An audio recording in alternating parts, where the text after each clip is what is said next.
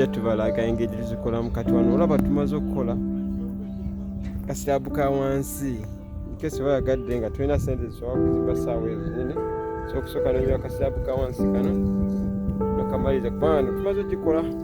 Tugikoze ennyumba mu shepu yayo nga weefaanana, kandi balage nga weefaanana ennyumba beetu efaanana mu shepu yayo. Wano tumaze ogikola nga mu framework, tugikoze mu frame yayo yonna yonna. Ojjabe wansi tusazesaze busenge bwonna nga butambula. Wano weefaanana wano ennyumba y'ebyuma. Kati wano sobola kasooka nyikoleko shero yayo tulabe engeri efaanana wano. Kati ennyumba zirimu bbiri, 2 bedroom the other side, then the other side 2 bedroom. The middle yago iga madaala wano makati madaala, side zeeri nyumba, side zeno nyumba.